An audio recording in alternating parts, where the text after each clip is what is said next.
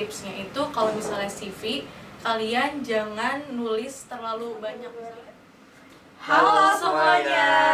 Selamat datang di Hai Talk, ruang santai penuh obrolan menarik. Nah, gimana kabar kalian semua? Semoga sehat selalu ya. Buat yang lagi kuliah, lagi magang, atau mungkin lagi overthinking nih tentang masa depannya nanti. Nah, di episode kali ini kita bakal bahas topik yang super relate bagi kita, yaitu kampus start to karir, dari mahasiswa menuju ke dunia kerja. Sebelumnya perkenalkan, aku Atta dari ISP Inter Angkatan 2025 dan rekan saya. Dan aku Erika Ditriana dari ISP Angkatan 2025. Dan spesial banget kali ini kita bareng kakak angkatan 2023 yang akan membangun dan menuju karirnya. Kita langsung sapa narasumber kita. Halo Kak. Halo. Gimana nih kabarnya? Alhamdulillah baik banget nih kabar aku. Sebelumnya kita perkenalan dulu ya biar teman-teman Hightalk biar tahu. Oke, halo sebelumnya perkenalkan nama aku Raisya Dautari. Aku biasanya dipanggil Rae. Aku dari Ekonomi Pembangunan Angkatan 2023. Salam kenal. Halo Kak. Halo. Nah, kira-kira kesibukan hari ini atau sekarang ini Raya itu ngapain aja? Oke, kalau kesibukan aku sendiri, aku sekarang lagi skripsian aja. Tapi sambil aku skripsian, aku juga ada bisnis kecil-kecilan gitu. Iya sih, paling gitu aja kalau kesibukan saat ini. Mungkin bisa diceritain dari pengalaman maba hingga sekarang ini. Oke, kalau misalnya pas maba, aku tuh banyak banget join kepanitiaan. Aku pernah jadi pemira, aku pernah jadi ketua pelaksana pemira. Terus juga pas semester 1 itu aku ikut internship BEM Unsud di Kementerian Keuangan. Habis itu di semester 2 sampai semester 3 itu aku lanjut jadi staf Kementerian Keuangan di BEM Unsud. Aku juga jadi ketua pelaksana di seminar dari Lab ISP, sekaligus aku juga sebagai staf dari administrasi Lab ISP. Lalu aku juga sebagai PDDHC atau Humas Bangker. Nah, barulah di semester berikutnya aku ikut kepanitiaan di bendahara seperti itu. Terus baru berarti semester 4 ya? Semester 4, semester 5 aku ikut Humas Bank sebagai kepala bidang eksternal. Juga aku ada magang-magang sih, magang di Kementerian Kelautan Perikanan Republik Indonesia kayak gitu. Keren banget pengalamannya dari maba hingga sekarang. Mbak Rae, aku mau nanya nih, banyak ya mahasiswa akhir itu terjebak di zona nyaman kampus. Nah, menurut Mbak Rae itu kapan sih waktu buat tepat buat mikirin karirnya?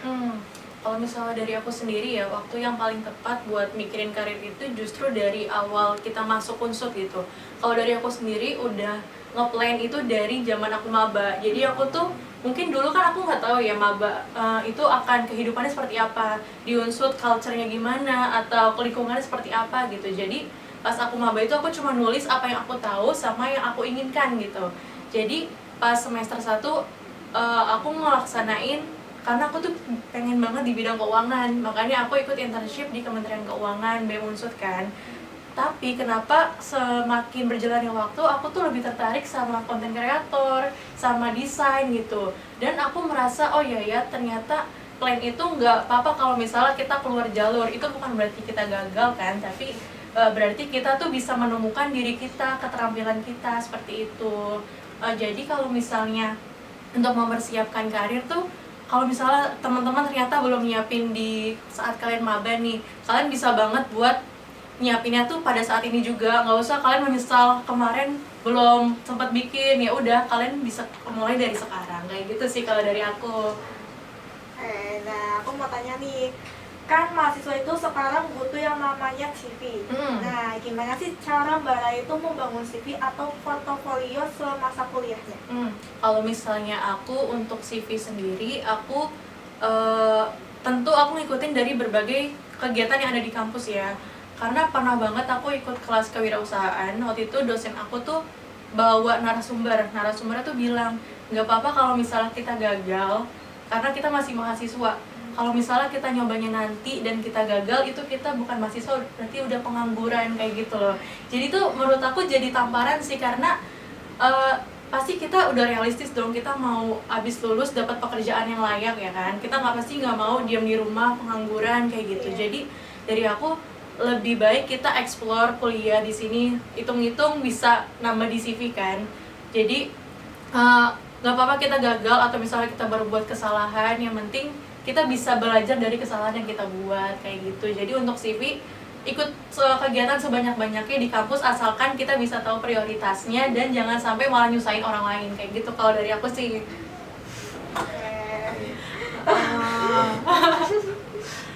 Nah, dari magangnya Mbak Rai tadi, yang di bank tadi ya, di keuangan iya, ada nggak sih tips dan triknya itu biar masuk di perusahaan yang pengen apa ya? Diinginkan gitu. Tips dan trik. Berarti untuk CV nih atau interview? Iya, tips dan triknya biar lolos seleksi gitu. Oke.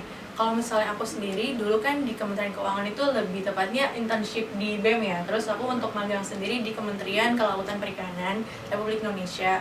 Kalau dari aku, untuk tipsnya itu kalau misalnya CV, kalian jangan nulis terlalu banyak. Misalnya pengalaman kalian mungkin udah banyak nih di unsur, tapi misalnya dari aku, pengalaman aku punya pengalaman 2 nih, ada bendahara sama desain misalnya, tapi aku pengen daftarnya itu berbau dengan humas atau juga tim kerjasama gitu. Nah itu pasti butuh porto atau pengalaman yang lebih relevan sama kita konten kreator, atau kita juga bisa desain itu bisa masuk dan relevan ke humas kayak gitu.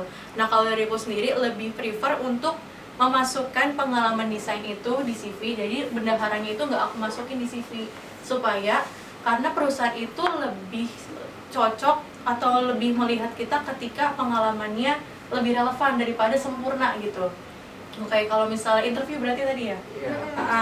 Kalau interview aku tipsnya sesimpel pertanyaan, apa kekurangan kamu, apa kelebihan kamu, itu pasti banyak orang yang nggak tahu sama jawabannya. Kadang kita kalau ditanya gitu juga bingung, kayak apa ya kelebihan aku, apa ya kelemahan aku gitu ya.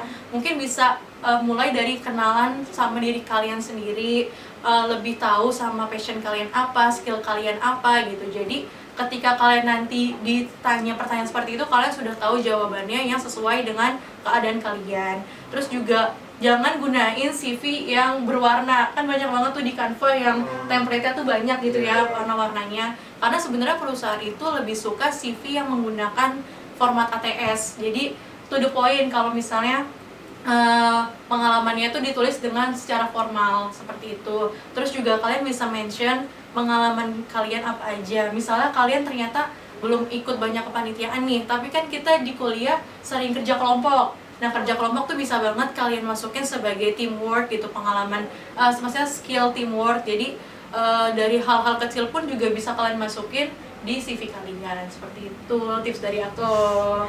Oke, makasih tipsnya. Jadi kan Mbak Raya udah cerita dari kayak pengalaman, kepanitiaan, sama join organisasi gitu kan. Nah, menurut Mbak Raya itu seberapa penting sih pengalaman organisasi, magang, atau panitiaan dalam membangun atau mempersiapkan karirnya?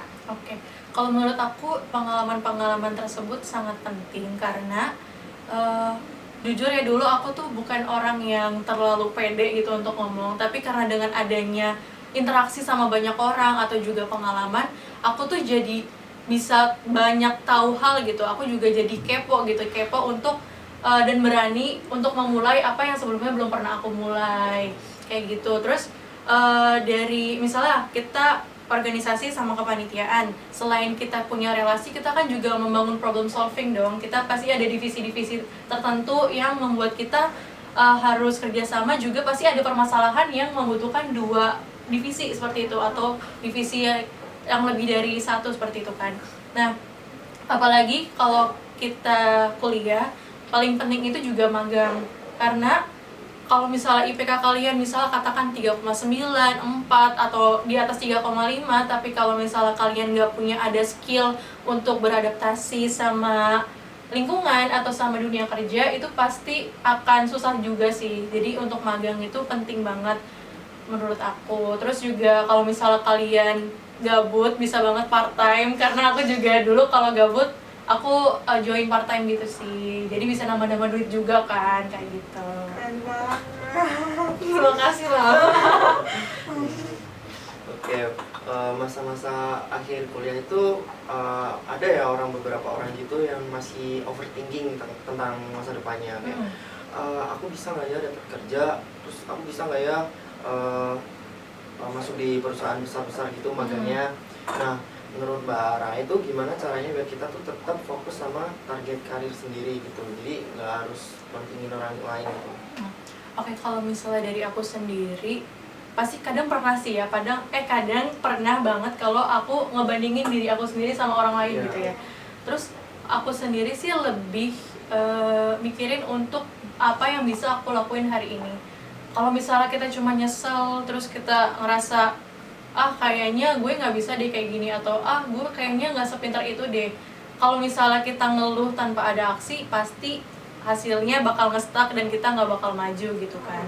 Terus kalau aku lebih milih untuk melakukan hal kecil setiap hari tapi konsisten, daripada misalnya kita udah ngerjain misalnya dari pagi sampai sore tapi cuma sehari, itu pasti bakal kita bikin overwhelm atau juga burn out gitu kan, karena kita udah ngerasa kita cukup, besoknya istirahat aja lah, udah capek otaknya gitu. Mendingan kita ngelakuin dikit-dikit tapi konsisten, karena hasilnya itu bakal lebih besar daripada yang kita kira gitu. Terus kalau untuk lebih fokusnya, aku biasanya nerapin ada dua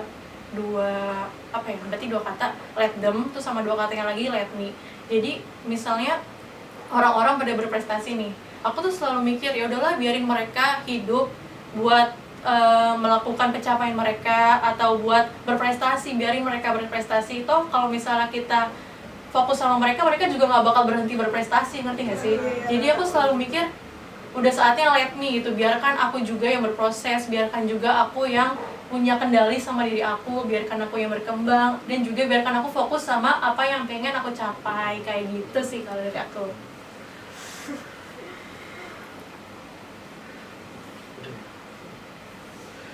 Wah, seru banget ya pembahasan kita hari ini. Dari obrolan kita tadi, kita jadi tahu perjalanan dari dunia kampus ke dunia kerja. Itu emang penuh tantangan ya. Tapi semuanya bisa dipersiapkan mulai dari sekarang. Mulai upgrade skill, cari pengalaman, sampai berani mencoba peluang yang baru. Semoga sharing hari ini kita bisa menambah insight dan motivasi, dan bikin teman-teman tuh saling menghadapi dunia setelah lulus nantinya. Terima kasih buat Mbak Rae sebagai narasumber yang udah meluangkan waktunya. Ya, semoga bermanfaat ya bagi kita semua. Aku juga mau mengucapkan terima kasih karena sudah memberikan kesempatan buat aku. Semoga selalu sukses buat teman-teman Himes Bank. Amin. Makasih juga buat teman-teman yang udah dengerin podcast. Jangan lupa like, comment, share, and subscribe ya. Terima kasih. Bye-bye.